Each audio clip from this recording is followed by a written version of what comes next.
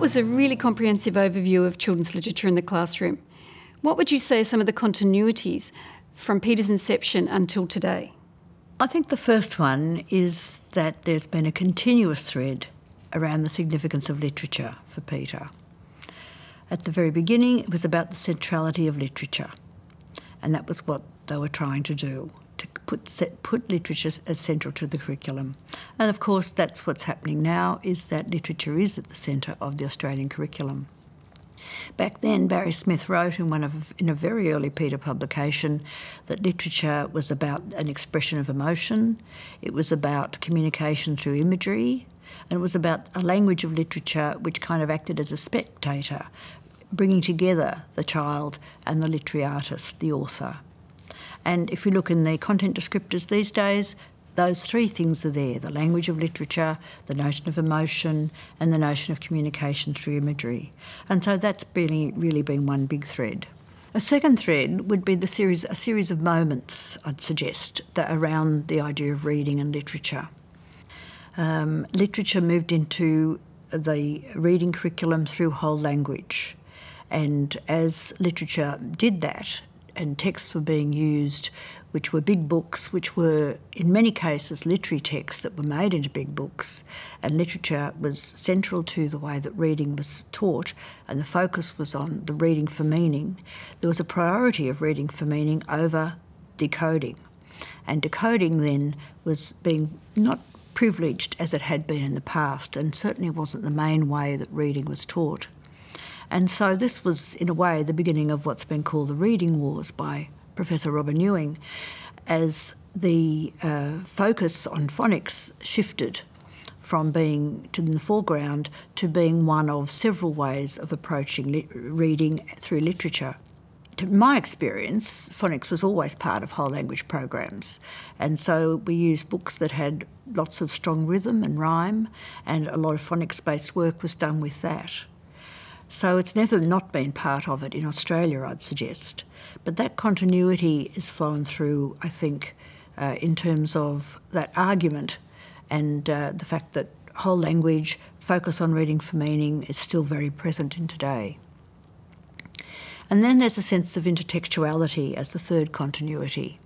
Trevor Kearney's work looked at the reading-writing relationship in terms of how what students read in literary texts was reflected in how they wrote narratives. Very interesting work.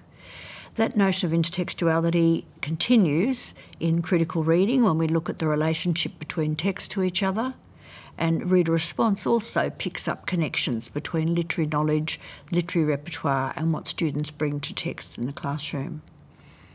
And then the fourth continuity is the reading resources model, with Peter Freebody and Alan Luke's work, where they bring together all of the various paradigms in terms of teaching literature approaches and teaching reading approaches with literature have all come together.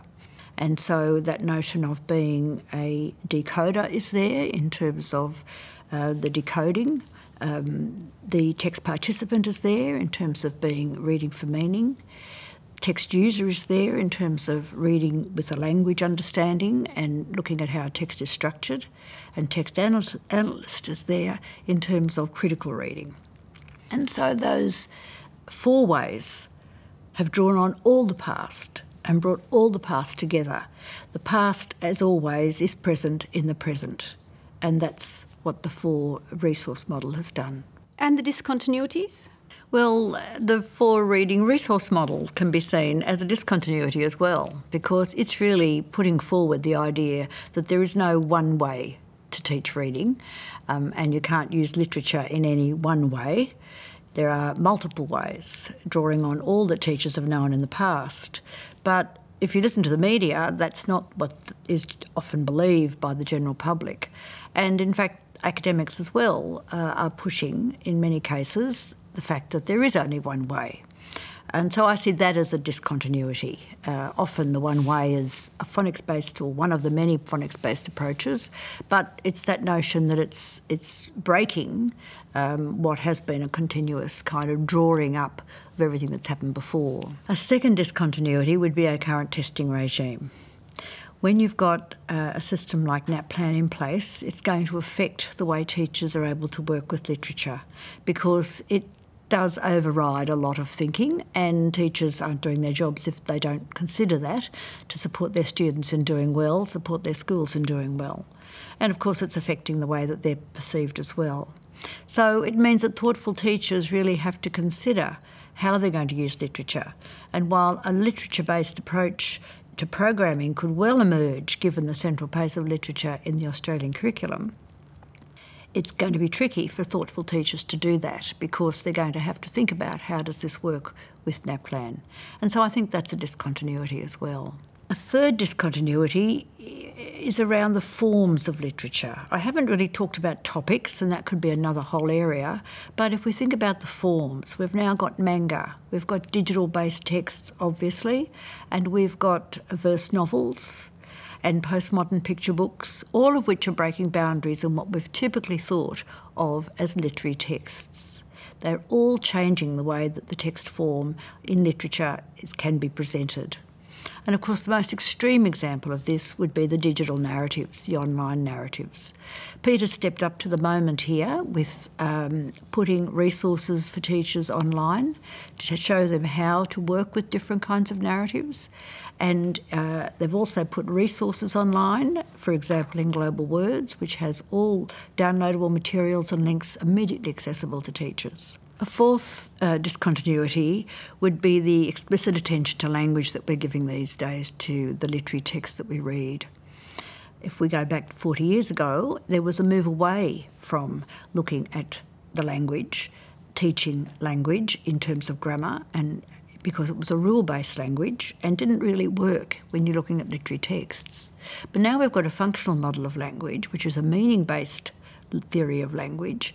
It is very easy to look at that and to see how it contributes to how texts are constructed and to understanding how texts are constructed.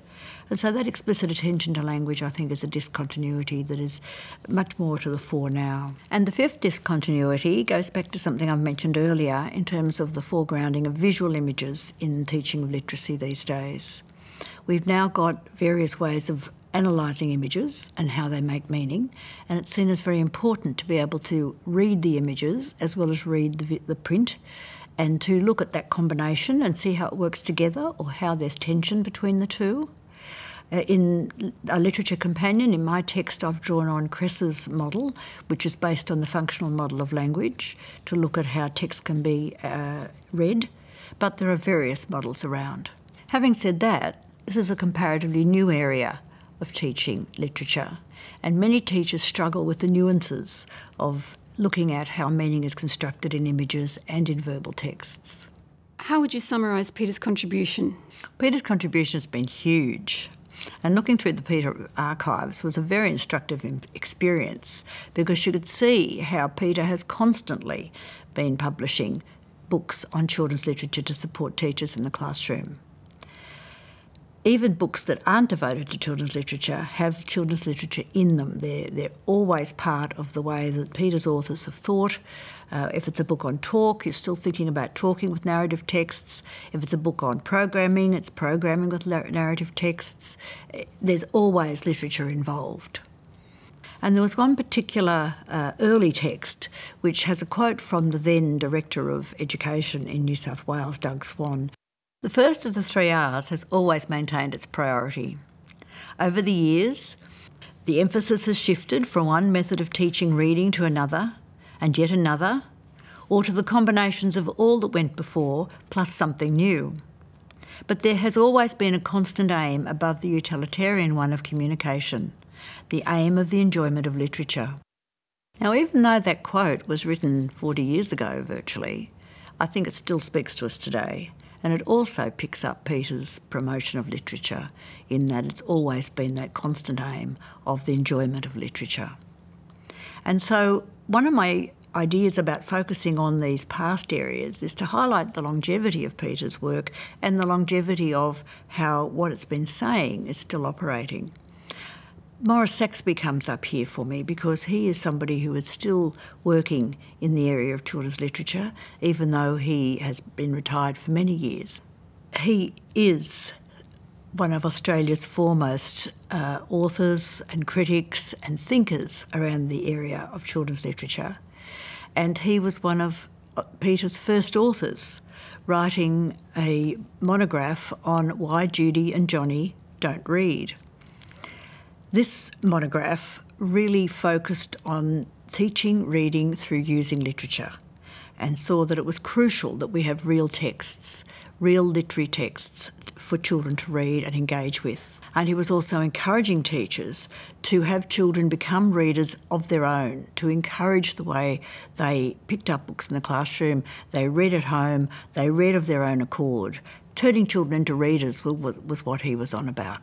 So over the past 4 decades, we've gone from teaching literature in the 80s through to more recent publications such as Reading Under the Covers by Alison Simpson, Writing Like a Writer, Libby Gleeson, Maureen Walsh's multimodal text, which looks at online narratives, drama and literature in Marjorie Hertzberg's book.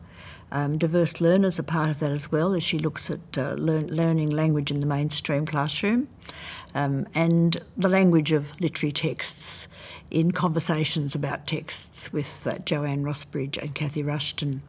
My own book picks up on all that has gone before in terms of these texts to do with literature, and it's very good to be able to say that John Callow's The Shape of Text to Come looks at images, both literary, factual and on screen. And so it seems that literature is once again at the heart of our curriculum and is central to our curriculum, and so it is literature's turn to be foregrounded in the teaching of English. Literature, we must remember, is something that gives our students wings. It talks about things that matter to young people. It gives them the possibility of being part of an alternative world and a possibility of taking off in an unknown area that they have never experienced before.